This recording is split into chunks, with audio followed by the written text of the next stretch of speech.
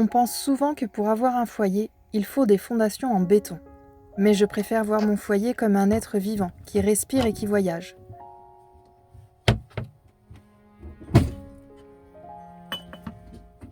Dans ce petit sanctuaire, tout est à sa place. Rien n'est laissé au hasard. Car ici, chaque objet doit avoir une âme, ou une utilité.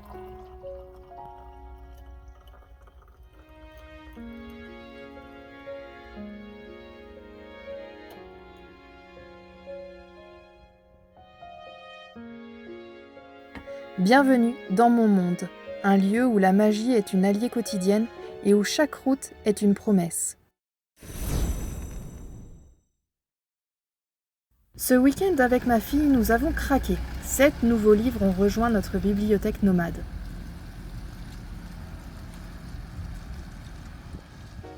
C'est notre rituel à nous, notre façon de faire entrer le monde dans notre foyer. Je crois fermement que ce ne sont pas nous qui choisissons les livres, mais qu'ils arrivent entre nos mains exactement au moment où notre esprit en a besoin.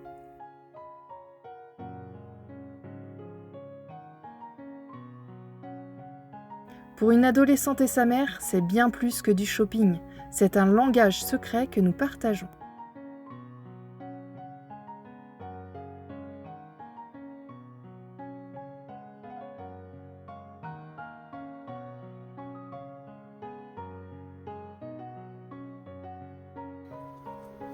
Donc voici le livre, l'un des livres de poche que j'ai acheté.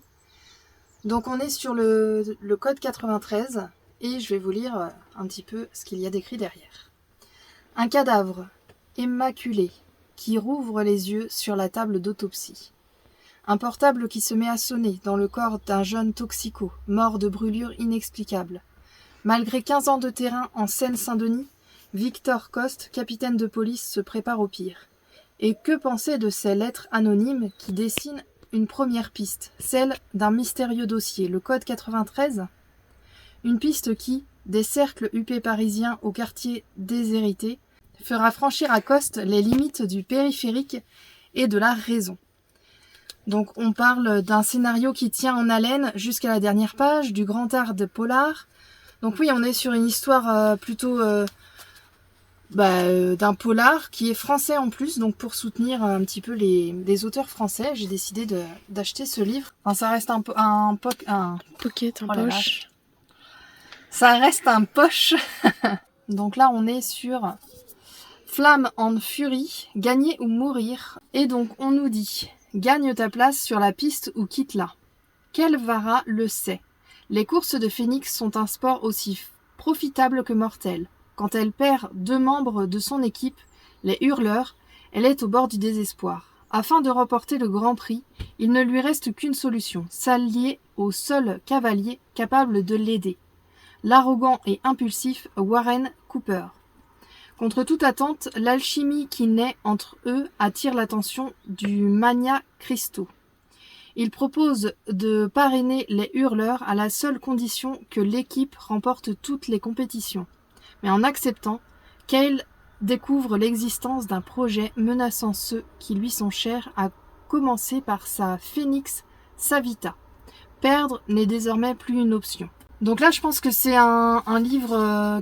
en fait, je l'avais découvert à travers la toile et je le trouvais plutôt sympa. Je pense qu'il y a vraiment un monde à découvrir... Une aventure en fait, on suit vraiment une aventure et on est dans du fantastique avec des phénix et j'aime beaucoup les phénix donc je voulais voir ce que ça donne. C'est quoi la toile ? Hein ? T'as dit je l'ai découvert à travers la toile. Sur internet. Ah, sur internet.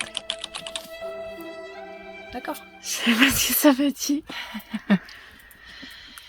Et on retourne dans une histoire un peu plus policière avec Sécher tes larmes, une enquête d'Emma Fauvel. Ici, on est sur un livre d'une enquêtrice. Il est des drames qui prennent racine bien plus loin qu'on ne l'imagine. Même victime, même lieu, même mode opératoire. Adèle Jézékel, la fille du commandant de police d'Annemasse, vient d'être enlevée. L'affaire est des plus troublantes. La jeune femme avait déjà disparu 7 ans auparavant, dans les mêmes circonstances. Emma Fauvel est enquêtrice à la PJ de Créteil. Elle a fui Annemasse pour oublier ses lourds passés et s'était juré de ne plus jamais y remettre les pieds. Mais Adèle et Emma se connaissent depuis l'enfance. Alors, quand en haut lieu, on lui demande de diriger l'enquête, Emma accepte de revenir dans sa ville natale, cernée par les Alpes. Quitte à y affronter ses pires cauchemars, au cœur de cette ville étouffée par la canicule, il se pourrait que leurs destins se croisent. Si la justice est aveugle, cette fois Emma devra lui rendre la vue. Donc ça a l'air très intriguant et c'est pareil, c'est un livre français, donc j'avais vraiment envie de tester un petit peu ce livre-là. C'est pour ça que je l'ai choisi. J'en avais aussi entendu parler sur internet, donc à voir ce que ça donne, mais ça m'a l'air bien. Pour le prix, eh bien celui-ci il est à 19,90, celui-ci il est à 18,95 et celui-ci je n'ai pas le prix mais je vous le mettrai juste en bas dans la vidéo. Alex Volkov est un diable doté d'un visage d'ange. Sa quête impitoyable de succès et de vengeance laisse peu de place aux affaires de cœur, mais quand il est contraint de s'occuper de la sœur de son meilleur ami, il commence à sentir quelque chose dans sa poitrine. Un feu qui pourrait mettre fin au monde dans lequel il a toujours évolué.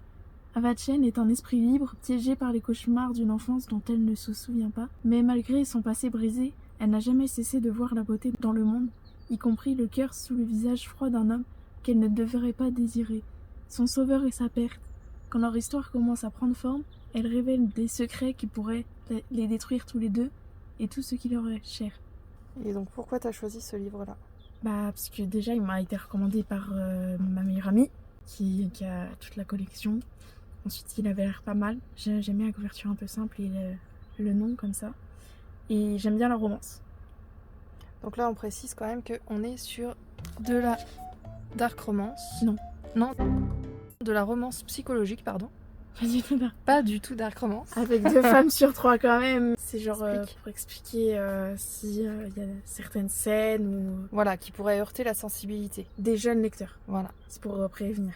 Et plus il y en a du coup, plus ça peut être soit hardcore, soit détaillé. Quand j'ai des soucis matériels, quand l'inquiétude me ronge au sujet d'un proche, quand je manque de patience, quand on m'a causé du tort, quand un couple va mal ou qu'un enfant souffre, face à la maladie, la vieillesse ou le deuil, personne n'est épargné par les souffrances et les épreuves, mais lorsqu'on se tourne vers Dieu, comment lui demander son aide ?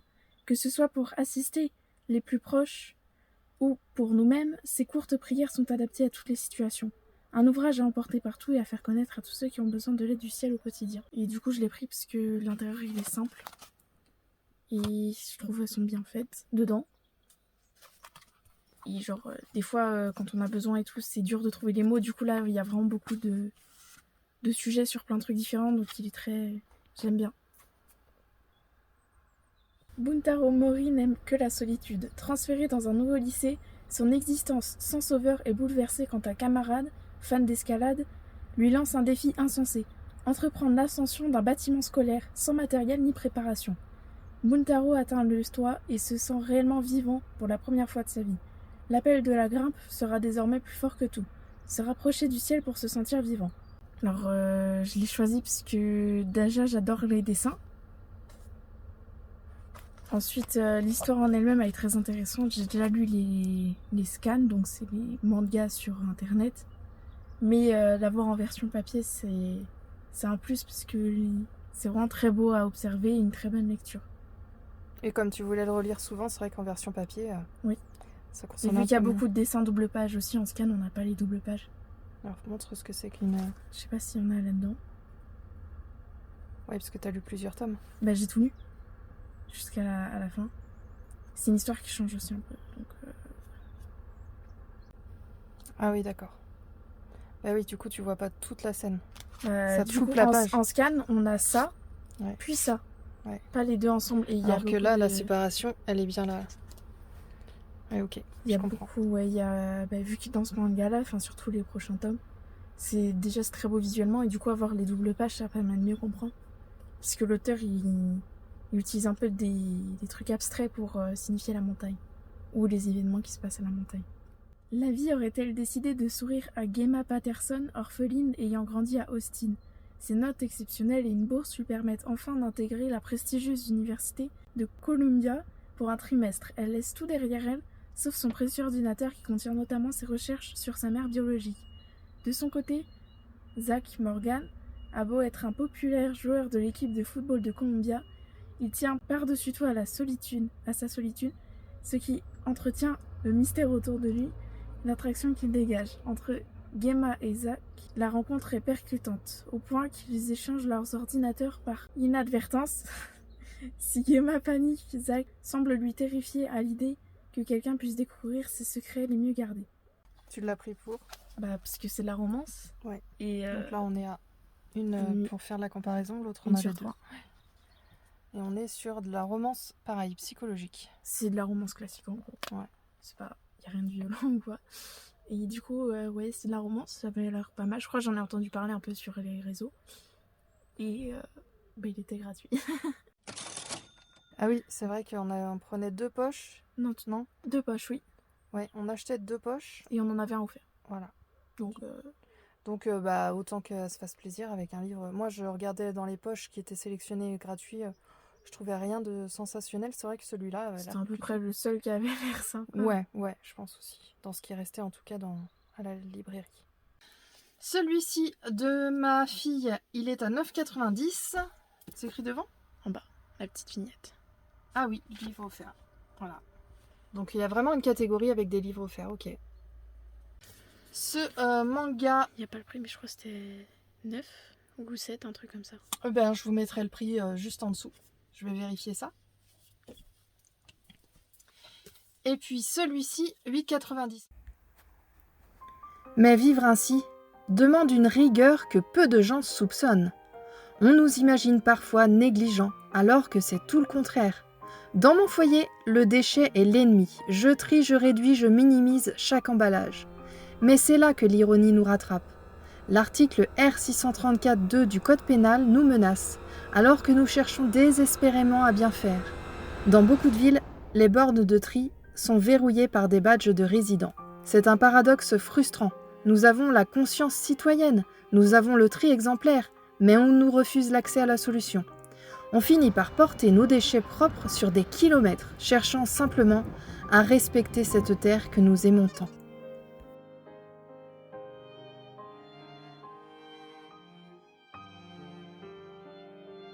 Alors, pour libérer cette frustration, je me tourne vers ce qui m'anime vraiment. Mon Reiki est le souffle de ce foyer. Il nettoie les énergies là où la loi complique le matériel. Avec l'arrivée d'Imbolc, je sens ce besoin de purification. Je tire les cartes non pas pour devancer le destin, mais pour m'aligner avec lui. C'est dans ces moments de silence, entre un soin énergétique et une méditation, que je me rappelle que mon foyer est protégé, peu importe les barrières du monde extérieur. On me demande parfois si cette vie n'est pas trop lourde à porter. Je réponds que la vraie lourdeur, c'est de vivre sans conviction. Entre un système qui oublie les voyageurs et une route qui nous accueille, j'ai fait mon choix. Mon foyer n'est peut-être pas sur un plan cadastral, mais il est ancré dans mon cœur, nourri par mes livres et protégé par ma foi. Car après tout, la plus belle des libertés, c'est de savoir exactement qui l'on est, même quand on ne sait pas où l'on dormira demain.